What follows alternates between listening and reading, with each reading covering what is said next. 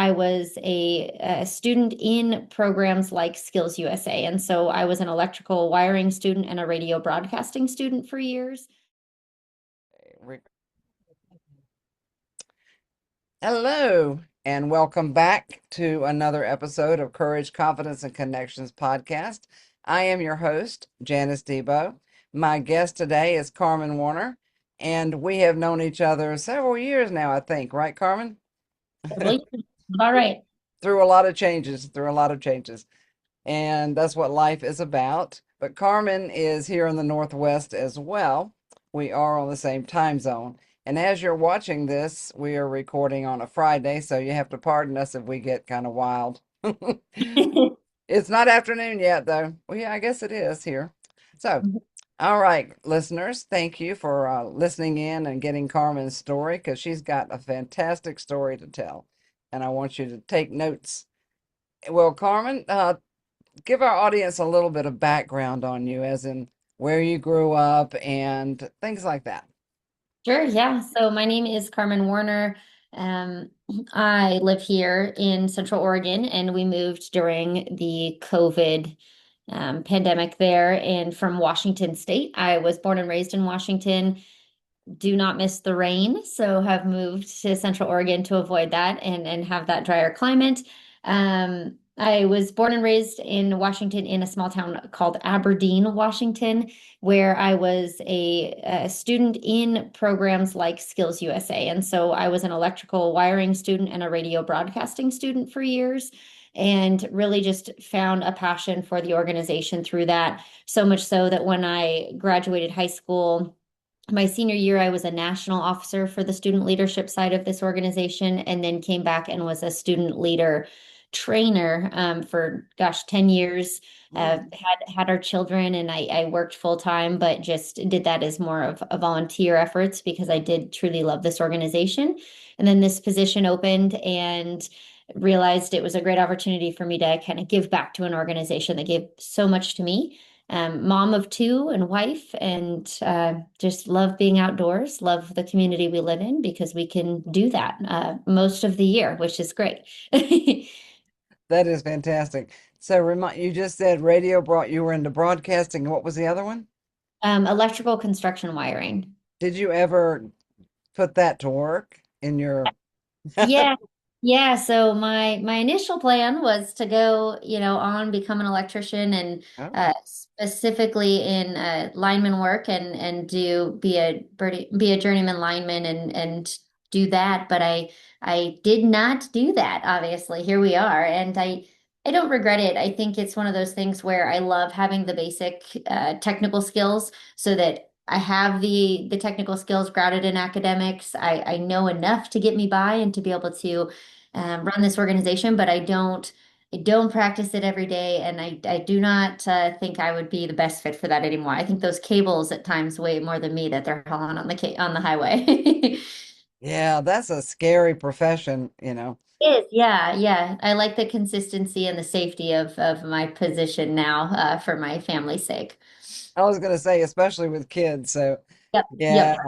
Yeah, but you before you got became the executive director of Skills USA for the Northwest, what were you doing prior to that? You have another background in there tucked away. I do, yeah. So risk management. So not only do I hold my CNP, which is a certified nonprofit professional designation, but I also hold a designation for certified insurance counselors. I just achieved that designation this last year. It's a commitment for the designation of several series of testing and coursework.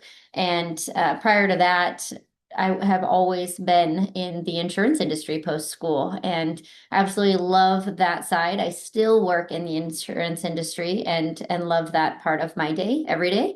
And I love helping families. I love being able to communicate with families, get to know their backgrounds, and then tailoring coverage to their specific needs. Mhm. I know that the insurance industry has this not so favorable, connotation around it and what we do, and, why we sell insurance. But the reality is I love being kind of a light in kind of a dark space. And so I try to be a friendly face, be different than your average, used cars quote unquote salesman. Well, that's true. The insurance does have a pretty bad rap, and it's always changing. Always. It's all over the map, especially in healthcare. That's probably a topic we don't need to talk about. But Yeah, you're not but wrong. yeah, but not too long ago, I watched an episode of, now I forget his name, Mike. Mike He Rowe. Mike Rowe, he did a big deal on Skills USA. And having known that you worked for them and worked with you in that arena a little bit, I learned a lot more about Skills USA. I was overwhelmingly impressed with what that organization does for kids. And I'd like to dive into that and how you've seen that help kids, and maybe how it's continuing to grow, and how other people can access that for their kids. Sure, sure. Yeah. So Mike Rowe does a fantastic, yes. And he actually just last year gave another speech at our national conference. He's he's a great people, obviously, supporting, dirty jobs. He supports the trades and really kind of explores all of the career pathways that students and you and I alike can navigate and explore for our own profession. And something he talks so much and so highly about Skills USA is that we're teaching the students academics, and we're teaching them the trades, but we are teaching them to do that said trade with their hands. I think there's something to be said about being able to recite what a textbook says about one occupation, but being able to actually physically execute the task with your own two hands is another. And I think college is not for everyone. I don't think college is the enemy. I went to college. I think that debt is the enemy. I really do. I think that college can be a pathway for some and it could not be for others. And I think you see students graduate from college that are absolutely fantastic for it, but then they're in this god-awful amount of debt. And that's where, you kind of have to start playing. Okay, we have another model, and that model or that pathway could be the apprenticeship model. So you have students navigating their education in a college post-secondary realm, but Mhm. they're doing it while earning money. And so it's, that earn while you learn mentality or, slogan there of the apprenticeship model. We focus heavily on that. So we do, offer the students the career pathway in education, and we offer them that opportunity to go to a technical college or a university, and that may be the best path for them depending on their profession, or maybe it's a requirement. But we also make it very clear that, hey, you don't have to go to college to be successful. And in today's world, there are so many very, very successful, you measure wealth. If you want to measure wealth in a monetary, from a monetary standpoint and dollar amount, some of the most wealthy people on this planet don't have a college degree. And so talking about how they got there is really fascinating. And most of them went through a technical program. They got a vocational degree, they got certifications, they got coursework they did online from the comfort of their home, or they went to a program or facility. And so our dream and vision for our students is as early as the middle school or high school level, they are entering a CTE, a career and technical education program. They're gaining those soft skills, those middle skills, wraparound skills, we call them in today's world, where it's the generation that is lacks most of the time. So it's the looking someone in the eyes, it's shaking hands, it's the emotional intelligence, being able to solve their own problems, be accountable, be reliable. We're teaching those skills on top of these technical skills grounded in academics. And so the Yeah. dream is that while they're in a class, I mean, to give you an example, Mhm. my electrical construction and wiring class was I walked into the classroom, my PPE was hanging right on the side of the classroom wall. I'd walk in, I'd grab my protective eyewear, put it on, and I was on the job site. And that was my, sixth period class, which was gaining me, the science and the math competencies and standards according to the state of Washington's requirements for a high school program. So I was still gaining those science, those math credits, those English credits, but I was doing it in forms of reading a blueprint and a wiring diagram. And that's where I was getting my English and my reading. And my math was coming from calculating voltage. And, it's truly something that while I find sometimes, and not all the time, but we work so hard to teach students these different math techniques and everything. Where are they using them? And so these real world skills that I was able to obtain, I still carry with me today. And so the dream for our students is they can enter the classroom and then leave right onto the job site and feel confident in doing so. And so our motto is job ready day one. And that's what we try to ring true always. I love that. I just had a conversation last night with a gal whose son is headed up to somewhere in Washington to get certified in welding. Now he's 23, but yeah, we had a pretty good discussion about that because the whole thing with college, and I didn't graduate. I I did the old, quit college to take care of the future husband kind of thing, which Yeah, a lot of people do things like that. But they do. Yeah. yeah, but I kind of gained my skills in what I do the hard way, and it took years. It's just taken years. The fact that kids can learn a trade while being educated to me is beyond genius. And how long has Skills USA been around? Yeah, so Skills USA as the corporation was actually created, formerly known as VICA, so Vocational Industrial Clubs of America, Oh, in 1965 in Nashville, Tennessee. Skills USA Washington originated in 1990, 1982, I believe. 1992 or 1999 and 2002 was when the merge to Skills USA happened. cool. Um, and we are just growing ever since. And so there's over 440,000 student members across the country. That's incredible, Carmen. Now, how many states have this program that they're open to? I mean, are there a number of, I don't, I'm I don't think you said every state has it. No, no, but I would say 50. I'm going to say, or sorry, I would say like 45. Sorry, 45. We have some territories, Guam, Puerto Rico, Virgin Islands, but I just, I don't want to say with certainty because I know, yeah, you're right. Not every single state, but we're close. Yeah, that is great. I'm wondering the places that don't have access to that, are there other options, any other programs that are similar in other locations that might not have Skills USA?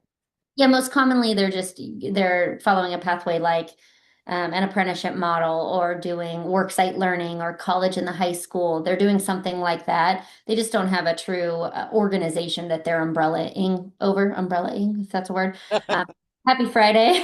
Yeah, Um, right. but the other thing to kind of think about is Skills USA is a career and technical student organization, but there are seven others in Washington, for example, alone. So you've got FFA, most have heard of FFA. You've got TSA, FBLA, HOSA, and they sometimes focus on different specialties. So HOSA, for example, is going to be health sciences. And so they're going to focus more on that medical pathway.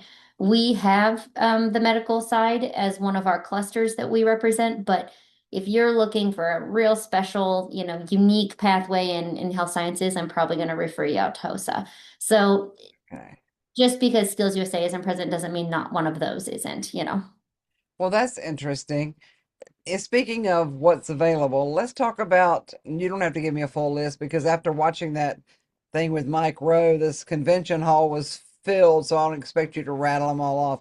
But Oh, you're okay. what are some ideas that you can give our audience who might have kids they can point in that direction?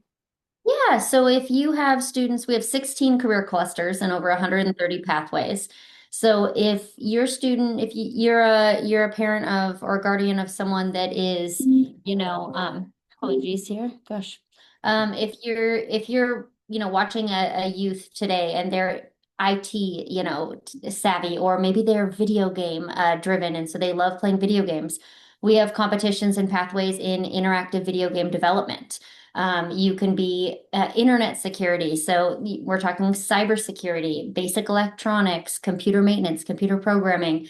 If you've got kids that are fascinated with, breaking past firewalls and, doing all the things in cyber world, cybersecurity might be a great place to be on the good side of things, right? I, Find the criminals. Um, exactly. and then if you've got students that are just fantastic with leadership and, they really want to go into speaking, we've got prepared speech and extemporaneous speaking, Oh, emergency medical technician, firefighting. Those are all available contests and pathways. CSI, criminal justice, cosmetology, barbering. really? So yeah, the range is pretty vast, and you can find a full list of those on our website at skillsUSAWashington.org, or skillsusa.org. Also, will have that access. And then we have our recap videos of some of our events on that website also, so you can see kind of just all that those events entail, and it's really really powerful to be there. So. That's amazing. See, because I had the impression, even after all we talked about, that it was more welding, building, wiring, all the construction trades and or plumbing, which are all there and all a part of it too. However, the IT and the healthcare and the especially cosmetology, wow. Cosmetology, barbering, aesthetics. We've got Wow. nail care. We've got dental assisting, not dental hygiene, but dental assisting, nurse assisting, plumbing, screen printing, robotics and automation. That's a big Oh, one in today's world. Commercial drone is another one. Yeah, no, the list I think would fascinate you looking at it because there is such a vastness, and we've broken it down by clusters. So, health sciences, personal services would be where you'd find, some of those nail care and aesthetics. That is that is really good news. So, because you don't want people to think, well, I don't want to be a plumber or a welder, and I don't want to build things. But they might be into IT or, like you said, gaming, Yep. and those are, and because I didn't hear that on the thing I watched with Mike. I No, didn't he's more going to be focused on dirty jobs, right? So know he's any jobs going to talk a lot about exactly. trades. Yeah. He'll tell you Yeah. all about plumbing. Yeah. Yeah, there's a lot of dirty jobs out there. Some people enjoy that kind of thing. Yep, I like my desk. Yeah, So why exactly. the electrical path, ended. But I did. I loved learning. I loved being a woman in a male-dominated industry. I loved, not for the ways, of just being the only woman in the room of men, but I loved being the only woman in the room of men in the sense that it was empowering. I mean, it was very Rosie the Riveter mentality of, hey, I can do this too. And I think that's a message to be shared. I'm raising two little girls. That's a message that, hey, if my children want to go into manufacturing or mechatronics, they should, just because it's not something that's the common, stereotypical path for them as young females. And Yeah.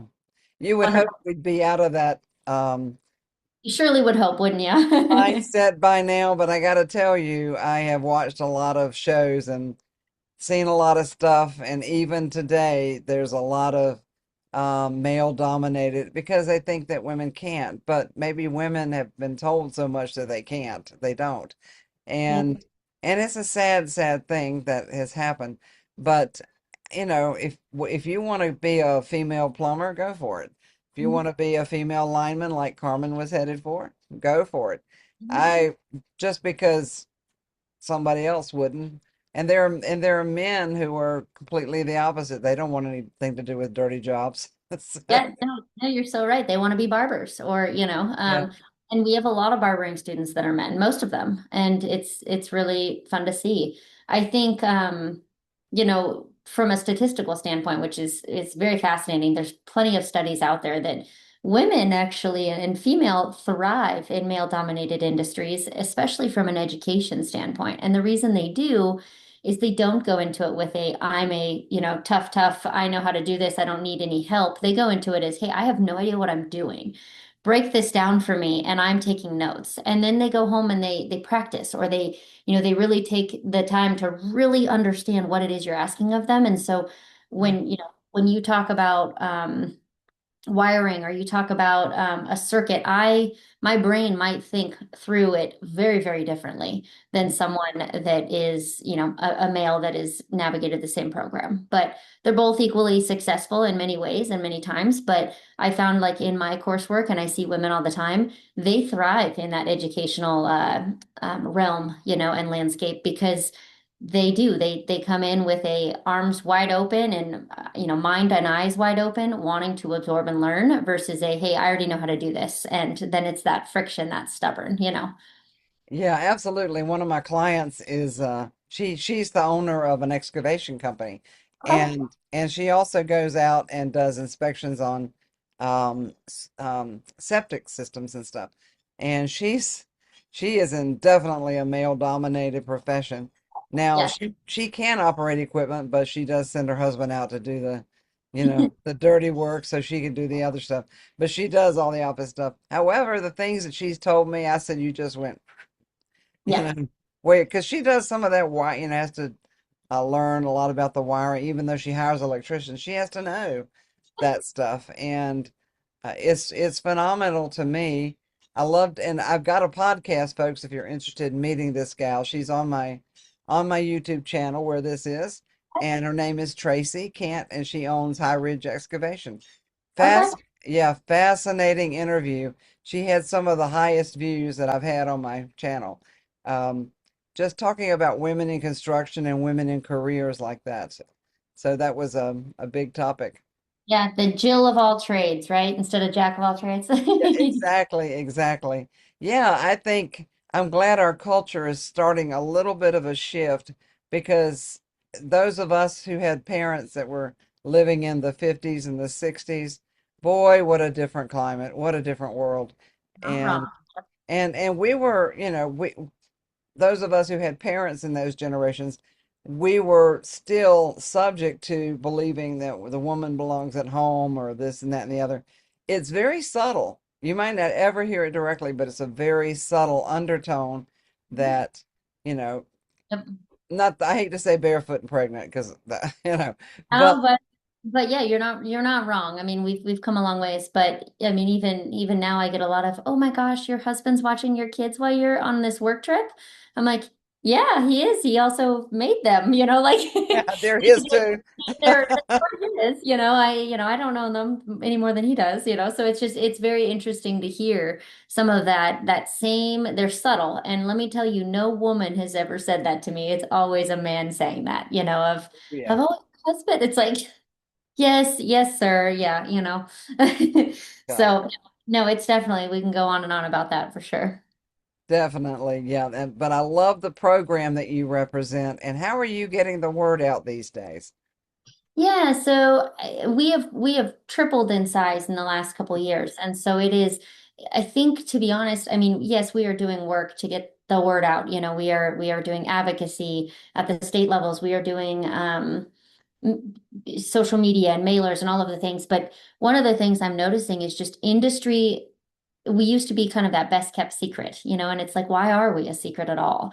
And so now that we're just having these conversations with employers and recognizing that, hey, we have what's called a silver tsunami, approaching and pretty much already there, where we've got so many folks retiring, yet nobody to fill those positions. And so we need those skilled laborers to fill those trade roles. And that's where these conversations are starting to really pick up and take momentum is, wow, okay, so you have a membership pool that really is an applicant pool for my future employees. Great, sign me up. And so they're starting to plug in.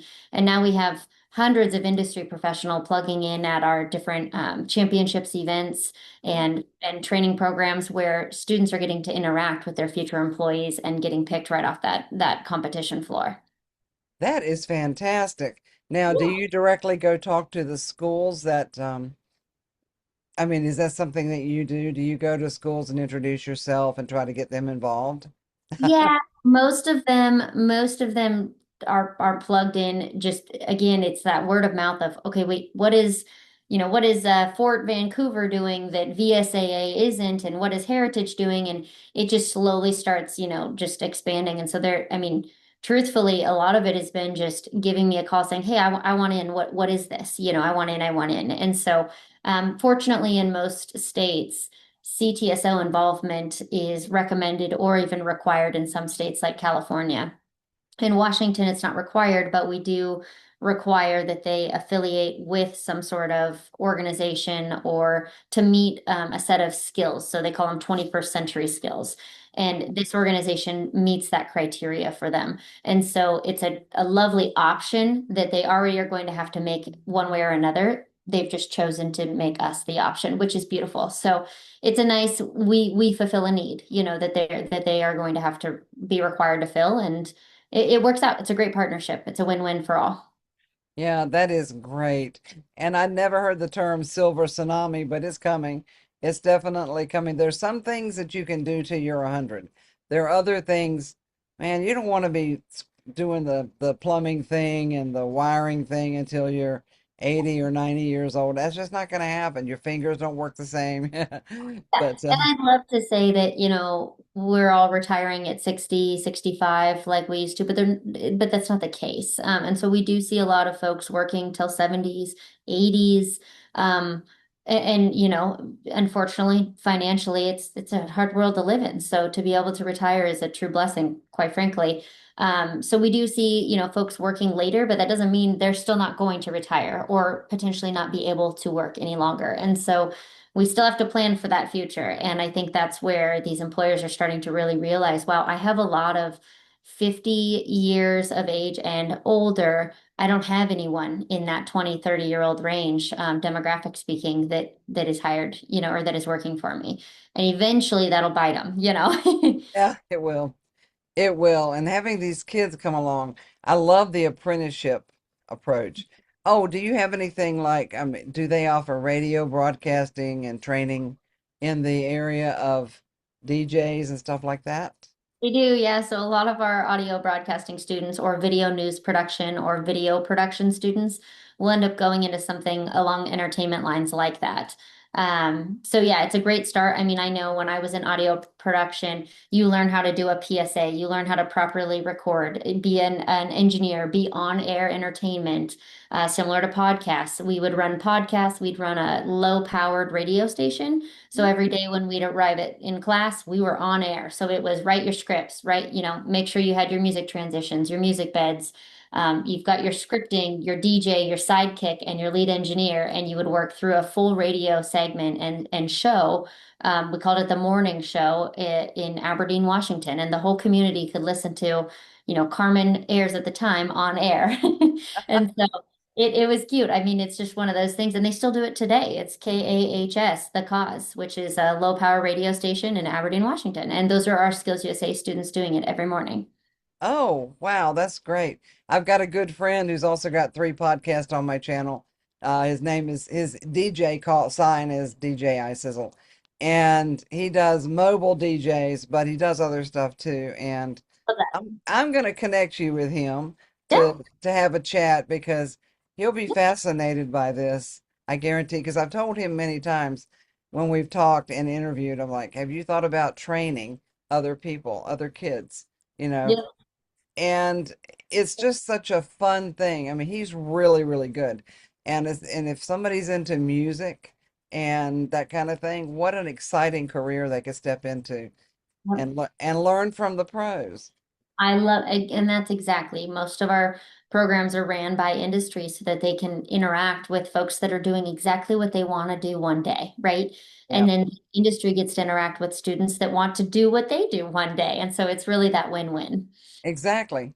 Exactly. So, audience, we're going to wrap it up here. Do you have any final parting words, comments, or advice to anybody out there, Carmen? I would say don't hesitate on exploring the trades. Explore career and technical education and go away from calling it just the trades because Janice, you said like you had that misconception of it's just welding and it's just carpentry and it's just construction heavy. But the trades and vocational education and career and tech ed are so many other pathways. And so if your student is a rock star 4.0 GPA and ASB president like I was, great, not a rock star, but 4.0 GPA. Yeah, You're I'm like, a rock wow. star. Yeah, let me toot my own horn. No, no, but no, if you were a good, student GPA wise, honor roll, all of the things, that doesn't mean you wouldn't thrive in some of our programs, specifically the speaking categories. Go on to be a keynote speaker or a life coach, or there's so many avenues to go. So don't hesitate to research. Excellent. Well, we will have all of your information at the end of the broadcast, your links and everything that people can contact you at Skills USA. Um, what was the other part of Washington.org? Yes, skillsusawashington.org. Yes. Okay, I got it right. Yeah, people can contact you, but this is so fun, and I've learned a lot that I didn't know. So I'm really excited that we can get the word out and reach more people because kids are having a hard time these days. Yeah. They really are, and they need that guidance. And when you get your hands on something, your mind tends to shift in a better direction. Agree, agree. Well, thank you for having me, Janice. I appreciate it. Absolutely. This has been fun. So we're going to wrap it up. Thank you again to our audience for for visiting another Courage, Confidence, and Connections podcast. Janice Debo signing off with Karmen Warner, and we'll see you next time.